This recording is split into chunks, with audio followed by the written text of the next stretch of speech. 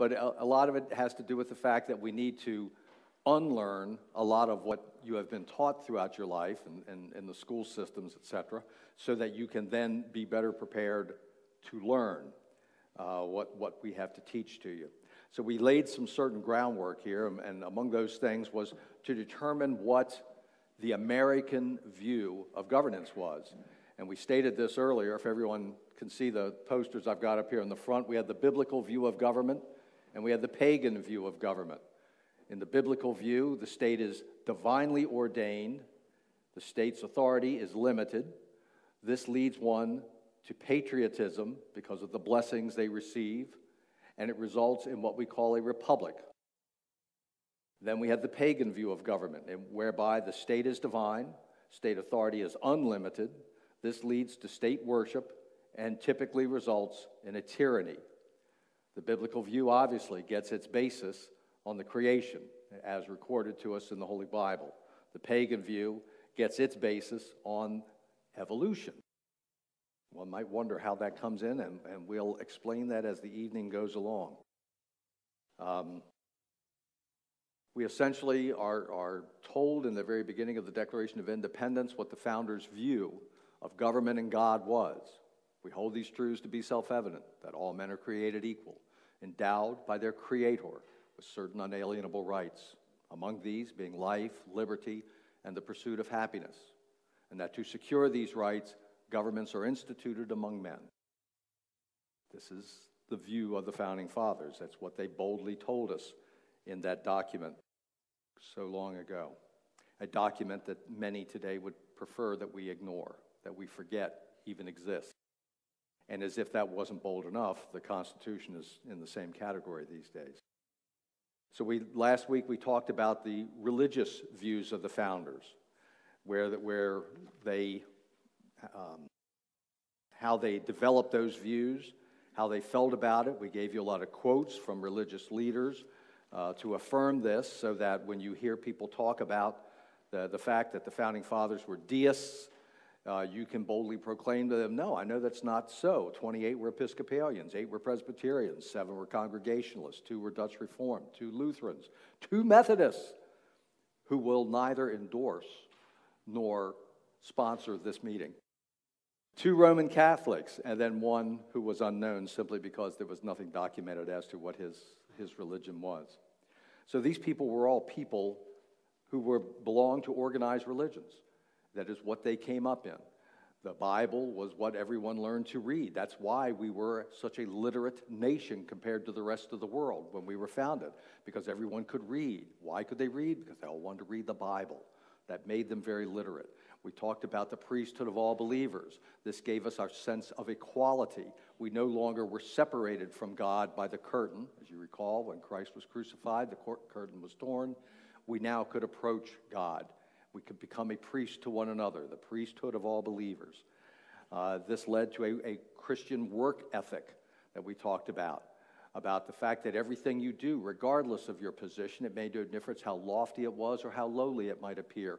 Whatever you did was to be done to the glory of God, and that created a reputation of craftsmanship in this country and quality in this country that was the envy of the world for so many generations. Still pretty good, but perhaps not as much as it once was. We talked about the preambles of the various state constitutions and how they all confirm this. They all acknowledge this.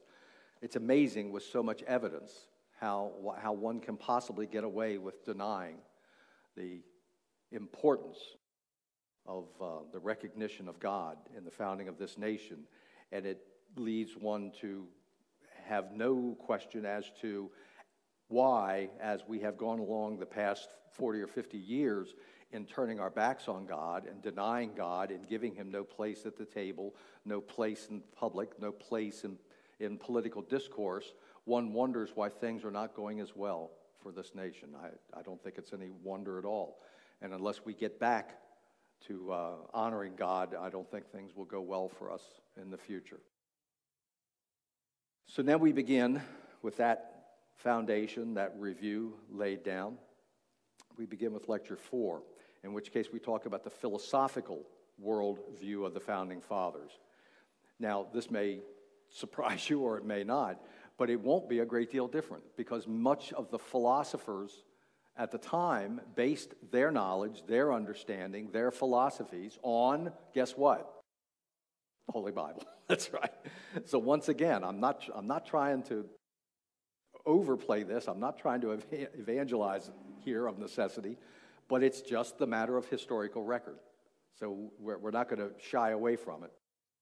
The philosophical worldview of the Founding Fathers could be summed up in Romans chapter 2, verses 14 through 15.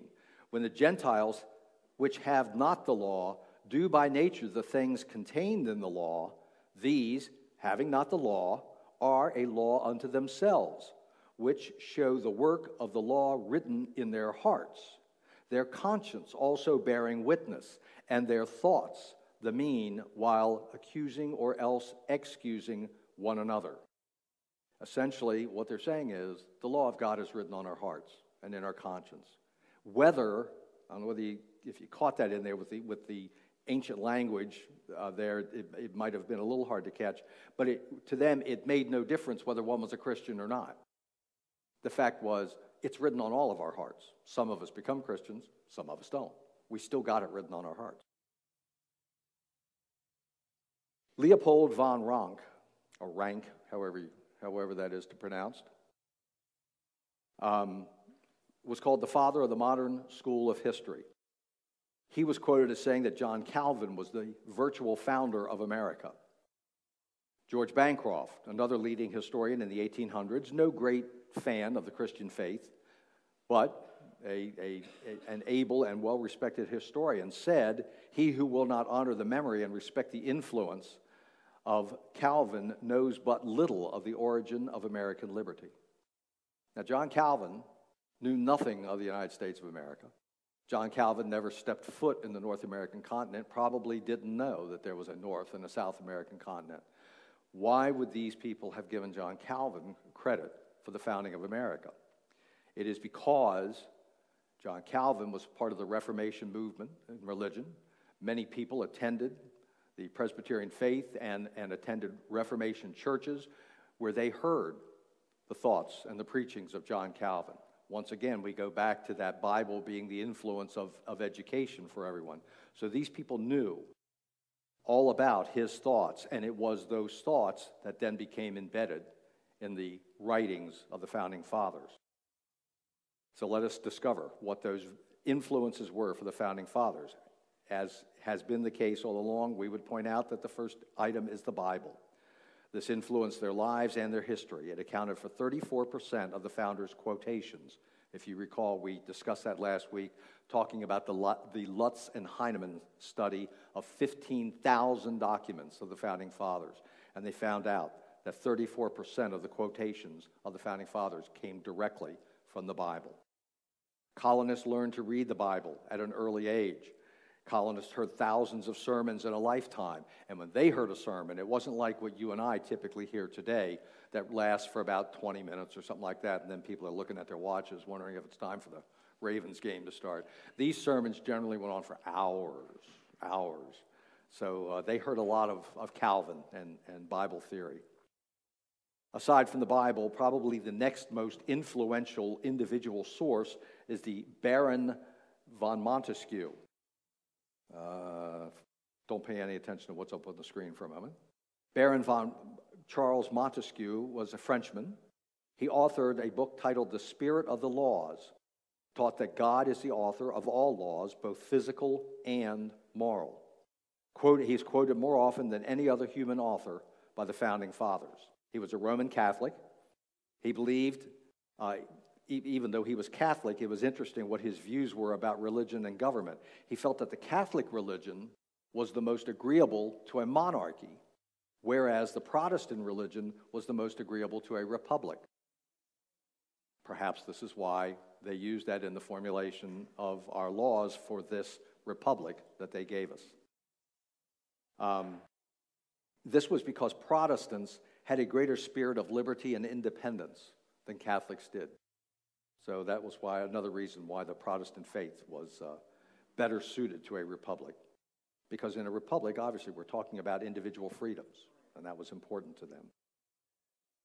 His main contribution, this is Montesquieu's main contribution to the framers' thoughts, was, number one, that God is the author of all law, that he developed both physical and moral laws. Now, let me ask you a question.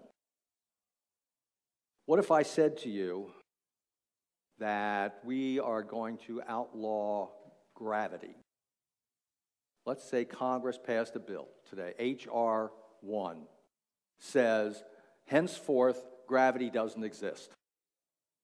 Now, would this be a law that you would have to obey? Why? Well, you couldn't.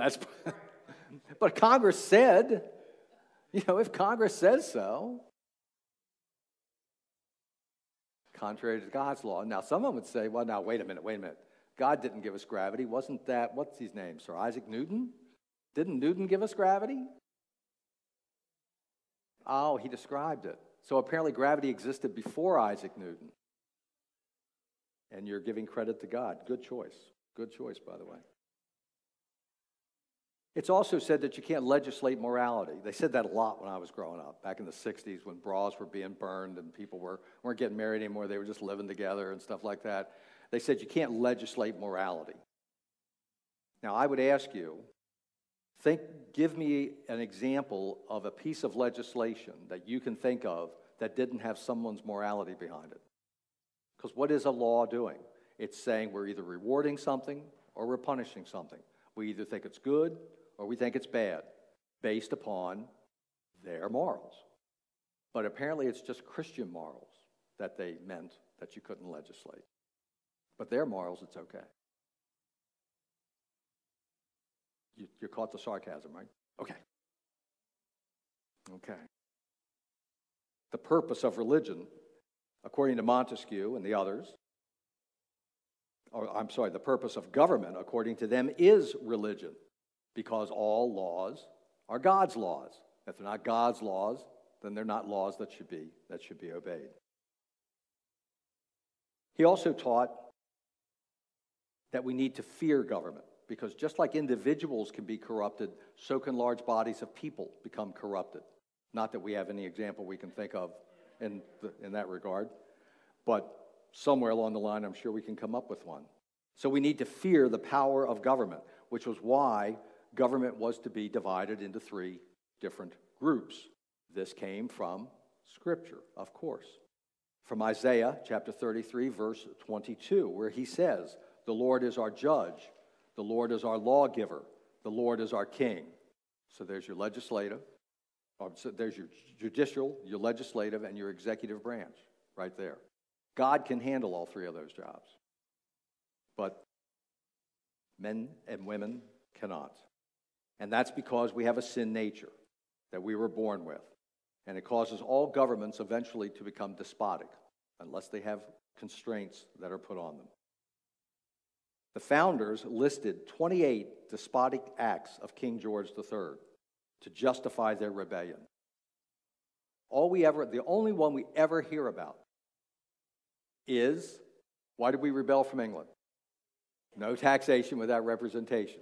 There's a reason why that's the only one you ever hear about.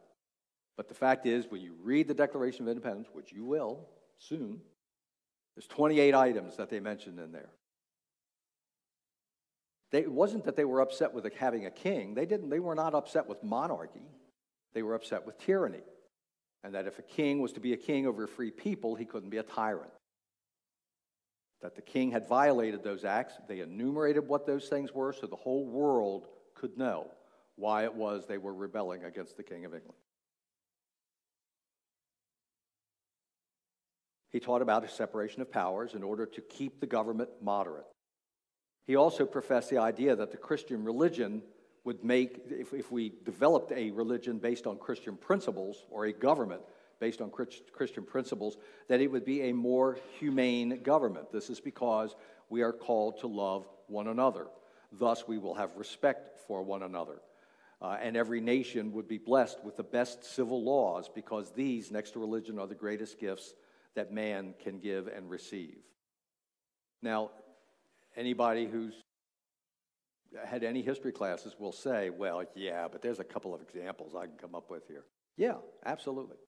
Men have not followed God's laws since day one. We're just one more chapter in the Bible. If they were adding chapters to it and adding books to it, then we'd be like the way, I love, the way we make fun of those silly Israelites wandering around the desert. That'd be us. We just would be doing it with, better looking shoes on or something. But we'd be wandering around out there just like they were, because we're no different. And we have made many mistakes for which we have tried to make amends. Next, we go to Sir William Blackstone.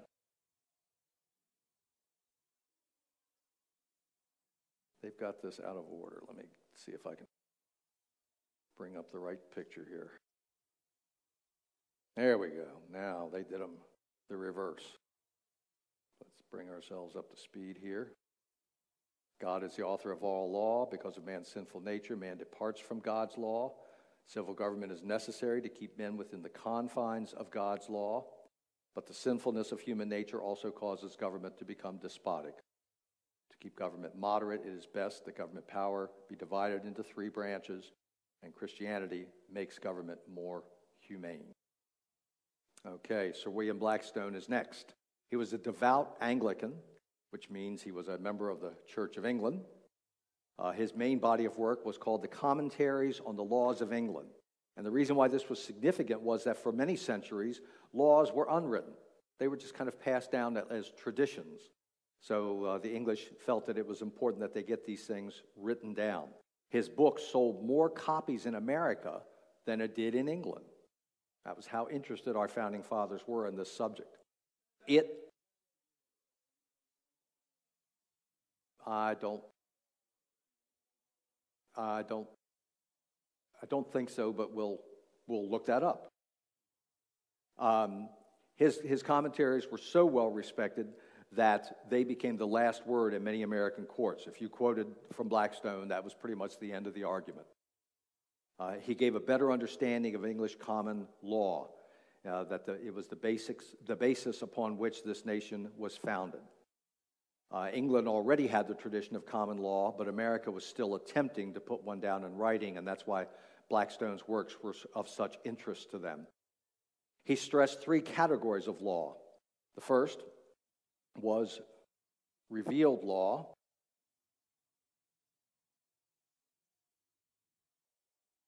Here we go. Revealed law. These are the doctrines thus delivered that we called revealed law or divine law, and they are to be found only in the Holy Scriptures. Then there was the law of nature, which reads that when he, or God, created man and endued him with free will to conduct himself in all parts of life, he laid down certain immutable laws of human nature, whereby that free will is in some degree regulated and restrained. He gave him also the faculty of reason to discover the purport of those laws.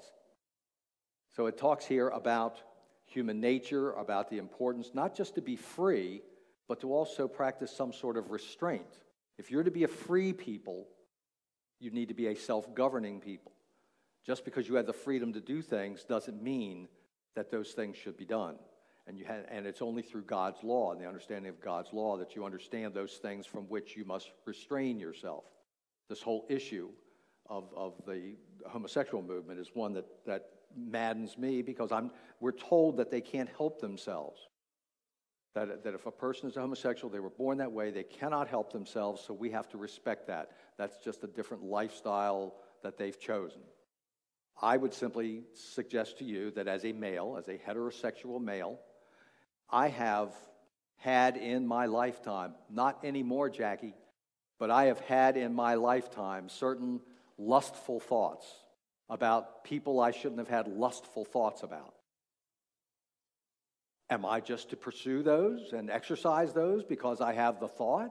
Or am I to restrain myself because I know it's not right? Self-restraint is an important issue. Who was that? Oh, lusted, yeah, Jimmy Carter. He lusted in the heart. That's right. Hey, it's one of the few things the man ever said I agreed with. So that was okay.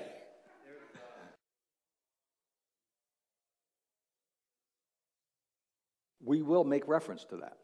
But that's not what Blackstone was talking about. Okay. Oh yeah, there's all kinds of laws. We'll get to that. Thirdly, he talked about municipal law, that which is adopted by civil government. It must conform to the higher law of God. Upon these two foundations, the law of nature and the law of revelation, depend all human laws. That is to say, no human law should be suffered to contradict these. So this is where we get some of those ideas that we talked about earlier.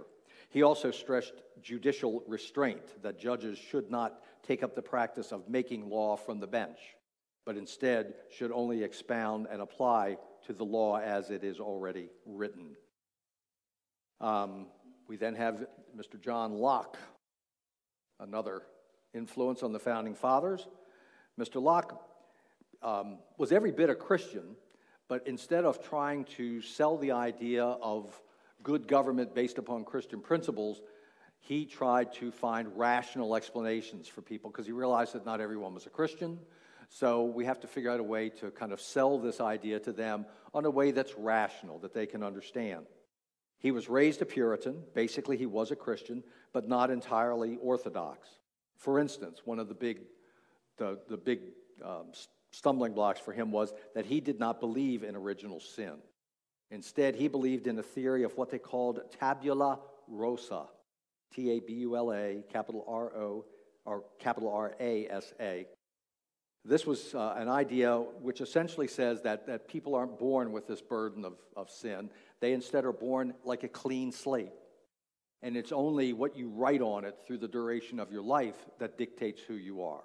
He was bothered by original sin.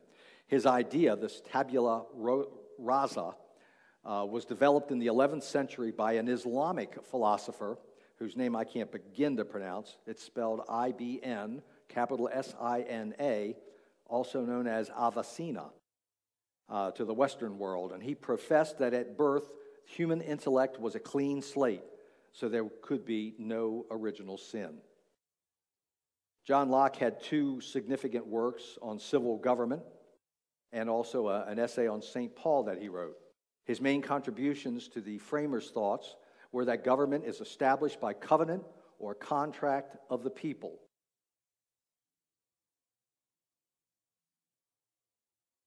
Also, that God has ordained the law of nature to which all human law must be subordinate, and this law of nature gives us God-given natural rights, such as life, liberty, and property. Property which Mr. Jefferson, when he subsequently wrote the Declaration of Independence, expanded to the pursuit of happiness. You would need to, by reading these writers, you would get a better understanding of what they meant by the pursuit of happiness. The pursuit of happiness to them essentially fell into three general categories. One was liberty. The other was the right of private property. When they came from Europe, people didn't own property, and they wanted to own their own property, which was why it was singled out this way by Mr. Locke. But also, the pursuit of happiness was described a manner of living, being obedient to God's law, and through obedience to God's law, you receive God's blessings, and as such, you lead a happy life. So this is also part of that category. We have other thinkers on international law, and this is where I'm going to need to back up to those other slides. Bear with me a moment.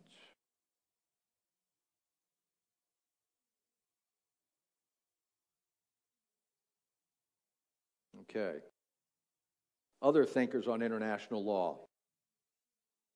Grotius, who was Dutch, felt that laws such as revealed law and the law of nature could only be understood by Christian princes.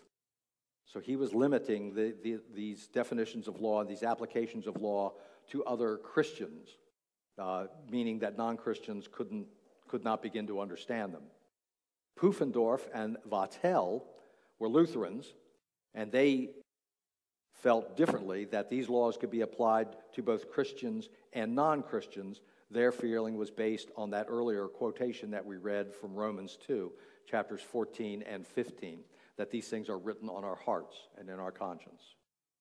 Essentially, Grotius and Pufendorf and Vattel were all scholars who developed international law.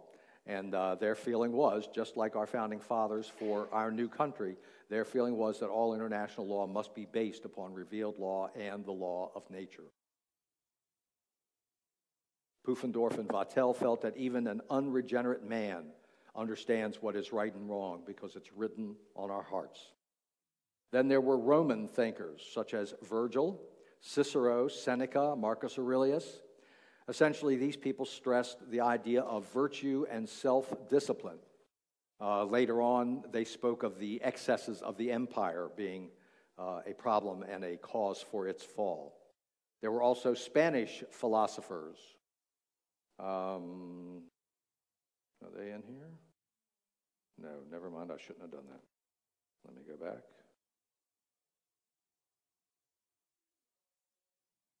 Okay. There were also Spanish philosophers, one of them being Father Suarez. Father Suarez was a gentleman who was highly regarded, probably considered to be one of the greatest scholastics after Thomas Aquinas.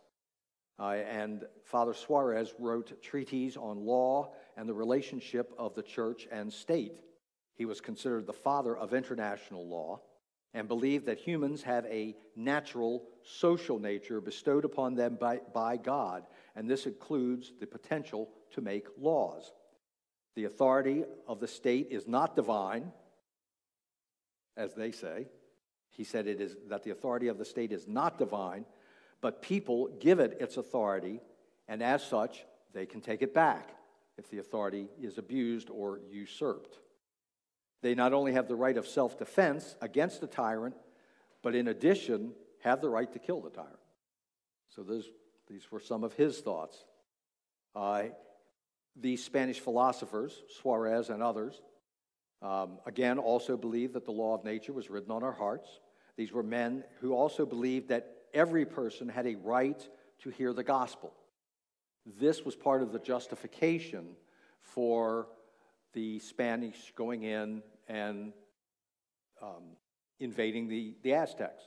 They felt if someone was keeping the gospel from their people, that we had a right to go in and make sure that these people heard the gospel. We could not force the gospel on them. We could not force conversion on them, but we at least had the right to go in and make sure they heard it. What they did with it after they heard it was their business. But this justified a lot of that evangelizing of the Aztecs and other nations. That Christians also had a right to attack pagan practices, even by force if necessary. Now, there was a limitation on this. They could not attack these practices if all they did was offend Christian sensibilities. But if they violated natural law, then they could go in and attack them and defeat them.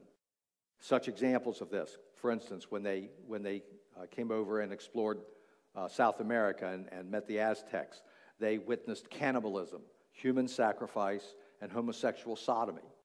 These things were offenses to natural law, so it was okay to attack them and beat them. Non-Christian sources included Plato, Voltaire, Rousseau, and Hobbes. These were all people who were known to the founders. Generally speaking, they did not speak of them positively.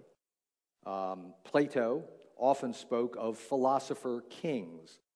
This was something that John Adams would have called a benevolent dictator, and reminded people that dictators just by nature are corrupt and that they will not be benevolent very long.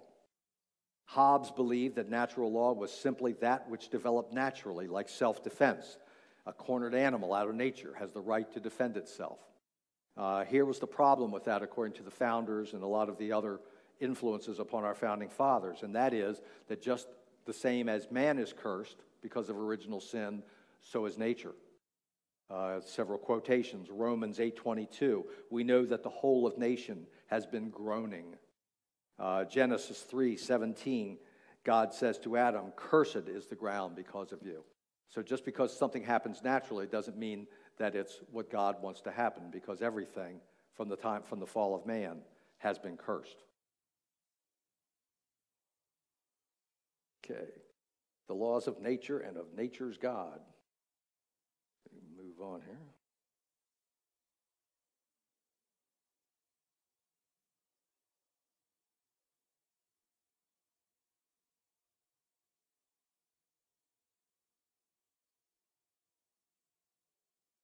Once again, the sources of this concept, the Bible, the classical thinkers that we mentioned before who stressed natural law, the international law thinkers such as Grotius, Pufendorf, and Vattel, and contemporary thinkers, contemporary to the Founding Fathers at any rate, such as Blackstone, Locke, and Montesquieu. What is it that we mean by natural law? By natural law, we mean that there exists a higher law than the law of man, by which man's law must be judged, the very basis of which we are entitled to be an independent nation. Natural law is predicated upon the existence of absolute truth. Where else do you go for absolute truth but to the Bible? There are false views of natural law. We mentioned Hobbes earlier. Hobbes believed that natural law was only that which existed in nature, such as the example I mentioned a moment ago of self-defense. Natural law, the benefit of it is that it limits government's authority. There are certain things that government cannot do because they violate this higher law. Natural law must come from a higher source other than mankind. You laughed a while ago when I asked about them outlawing gravity. How is that any different than the attempts they're currently making to outlaw CO2? They're pretty bold people. But that's what they're trying to do. And I find no difference between that and gravity. I mean, we breathe. It's part of our processes. Plants take it in. It's part of photosynthesis. It's natural as you can be. How do you outlaw something like that? Natural rights.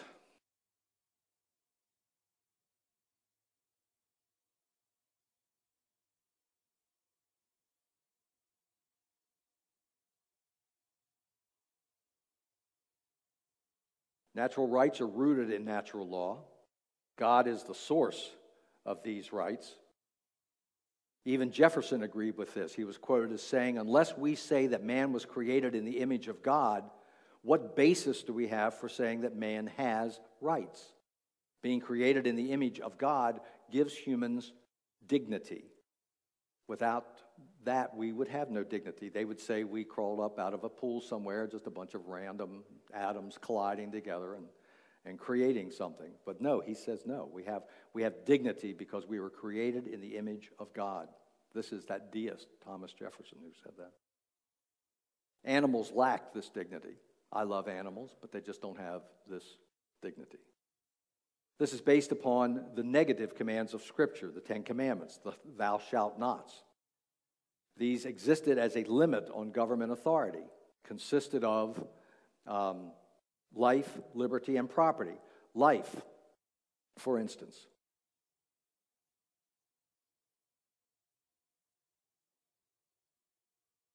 The basis for life comes from thou shalt not kill. This conveys a right to life. Liberty, the commands against stealing, kidnapping, or enslaving, convey the right to liberty, not just freedom to do as you please. There's also the liberty of conscience, the freedom to do what you know to be right. Property, thou shalt not steal, conveys the right of property, not just material gain, for this is considered greed, but property is viewed as a means of productivity. Property is an extension of a person. It's the way you dress. It's the kind of car you drive. It's the size home that you own. These all become an extension of who you are. It speaks to the world of who you are. And, like it or not, God seems to be okay with it, depending on what you do with it. The pursuit of happiness. Jefferson expanded property into this, and this included property, but it was more. It equated into a pursuit of virtue, which was the only basis for real and lasting happiness. And this was based, obviously, on an obedience to God. Equality. Not fully practiced by the founders, as we've mentioned, but they certainly did lay the foundation for this. And this was based upon being created in God's image. All men are created equal. That didn't mean that all men had the same talents. It didn't mean that all men had the same good looks or that they were going to end up with the same wealth. What it meant was they were all loved by God. That was about as far as it really needed to go. We were not evolved equal, but we were created equal. Evolution accepts the possibility that some evolve more than others. But Acts 10:34 says God is no respecter of persons. Galatians 3:28 says that in Christ there is neither Jew nor Greek. No one is superior in the eyes of God.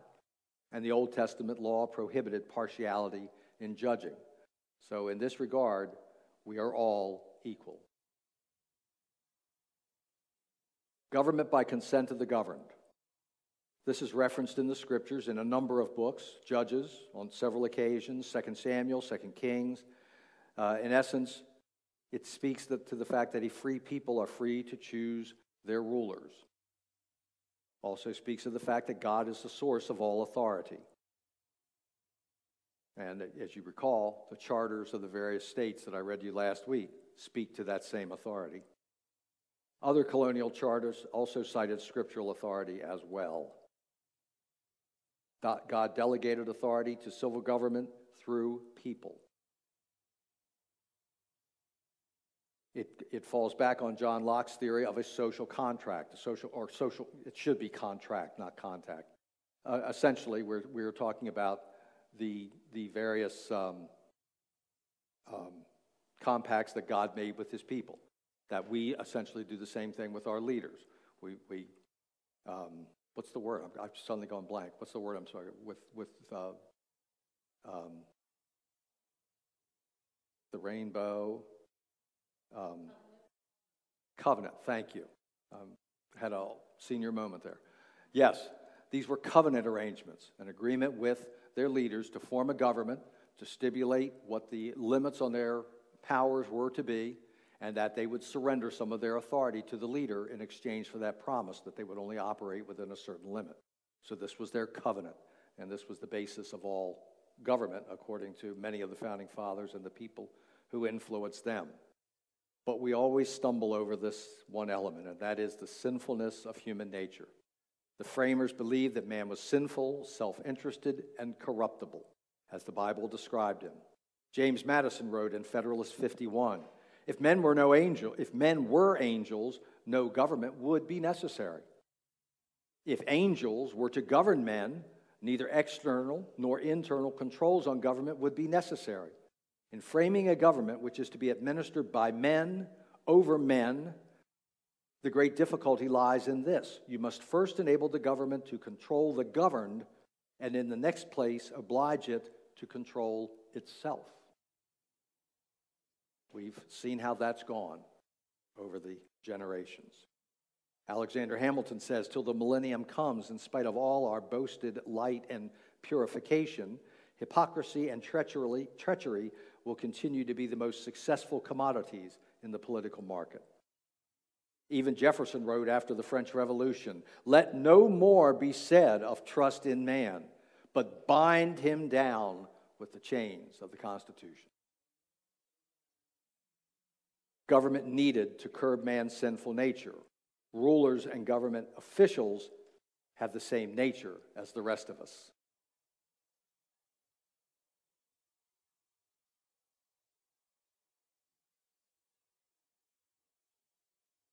John Calvin said that total depravity is the great leveler. The police chief, the judge, the governor, or the president has the same nature as you and I.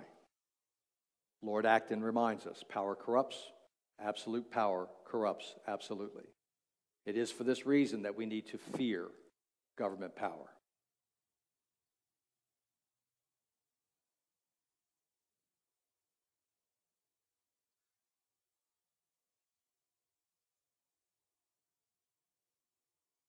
One of the issues at the Constitutional Convention was how to give enough power to govern effectively, but limit that power so government does not become tyrannical and corrupt, given the fallen nature of man. One of the answers to that is, look at the little letters dropping down. Don't let any individual or agency become too powerful. Man, have we learned that lesson? Ain't no way. Ain't no way. But how do you do that? Well, they gave us what they call a five-fold formula.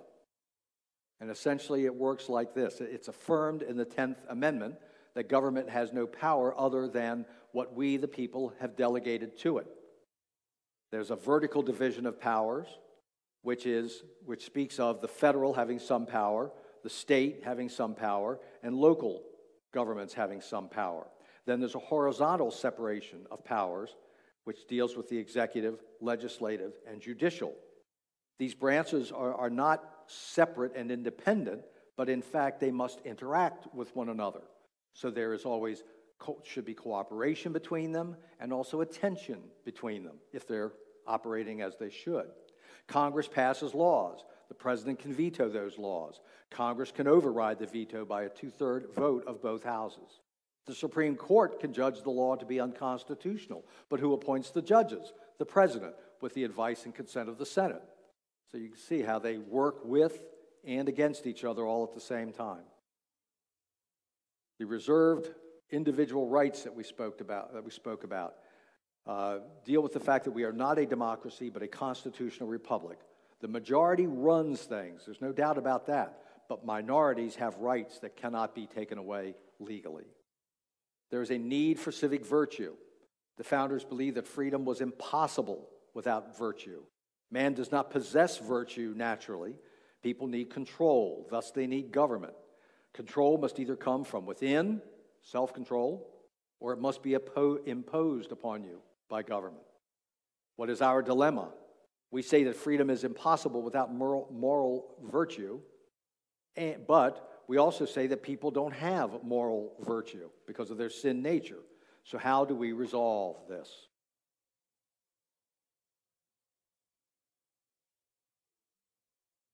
I'm sorry? Religion. Thank you. To the founders, religion was synonymous with Christianity. It was not limited to saving souls, but to making people better citizens.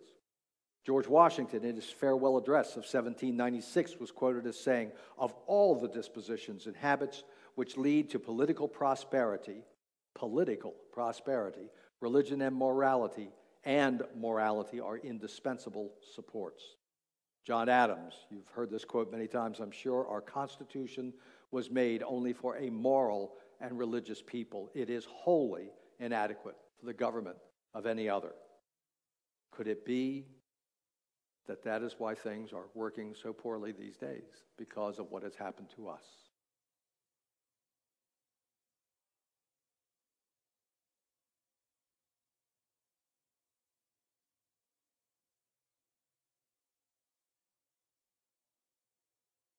And that concludes that.